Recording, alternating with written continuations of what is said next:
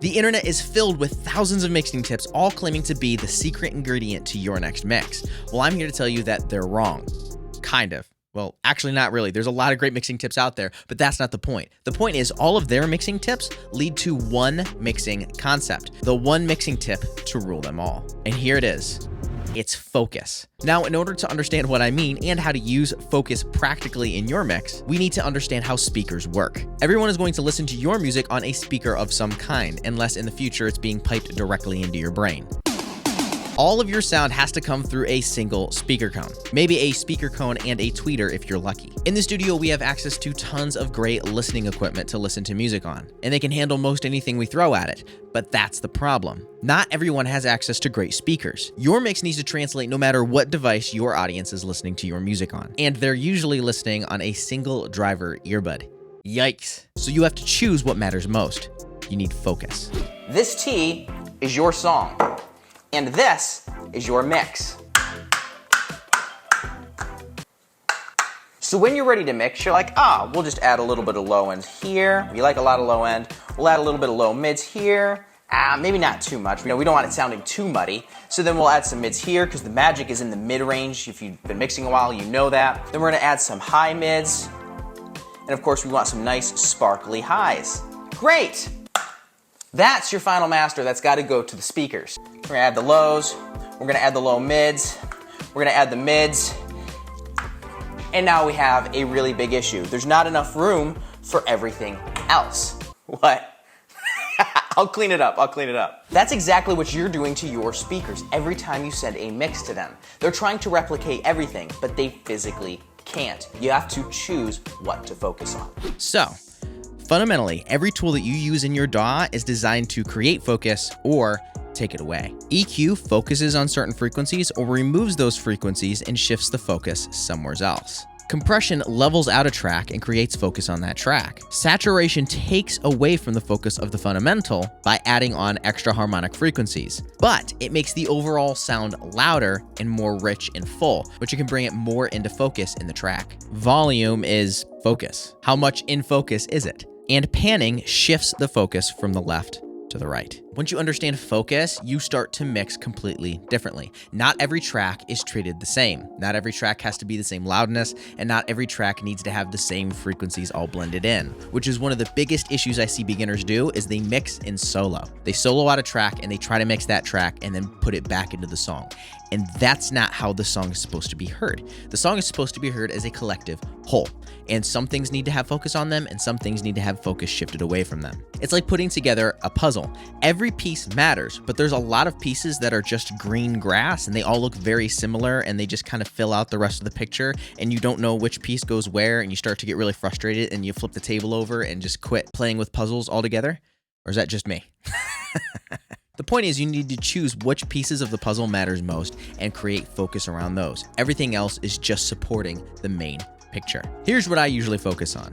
I focus on vocals, I focus on drums, I focus on bass, and then I have things like mid-range fillers that are a bit more out of focus, like synths and guitars. And then I have things that are even more out of focus, like some ambient reverb stuff and some ear candy. And I'm telling you now, if the vocals rock, the rest of the track is just gonna come together a lot easier.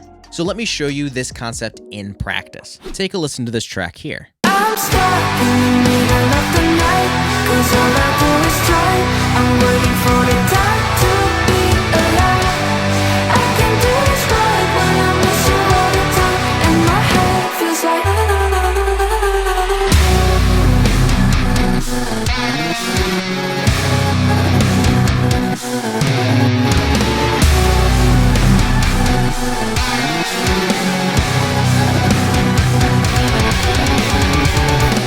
I wanted those vocals and those drums to really pop and to really shine. So I shifted a lot of my focus towards these vocals. I'm stuck in the middle of the night. And you can see if I turn off all of my processing here, the vocals kind of lose a bit of their focus. I'm stuck in the middle of the night, 'cause all I do is try.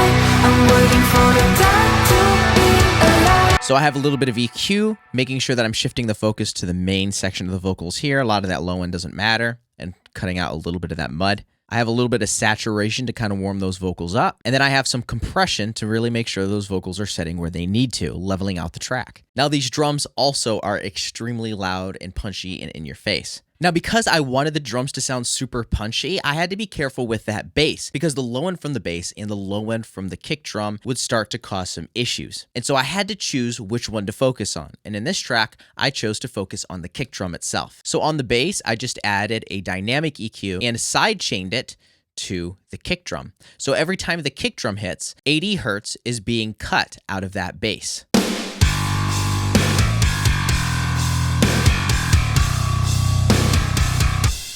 Now here's the problem. A lot of people would listen to this bass soloed and think it sounds great. And in solo, it does sound great. But when it's fighting with that kick drum in the context of the track, it causes some issues in the low end.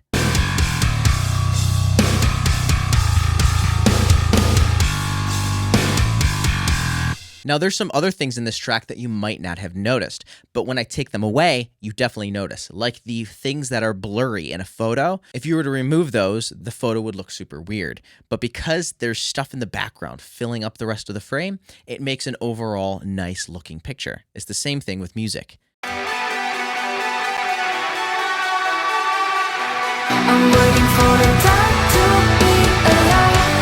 I can do this right when I miss you all the time, and my head feels like See how those elements weren't in focus, but they were definitely helping support the rest of the track? I chose to mix them and to set them in the track that way. So I want to show you one last trick that you can use to help you create focus in certain areas. The first thing you want to do is you want to throw an EQ on your master bus. So everything goes to that main out, and then you have an EQ on that main out. What I want to do now is I want to add a low cut and a high cut. And now I can select certain frequencies to focus on. So the low end, let's just listen to the low end. So anything from like 300 hertz and down.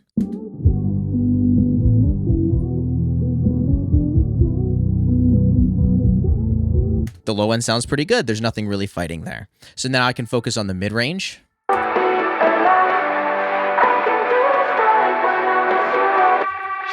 And now I can focus on the highs.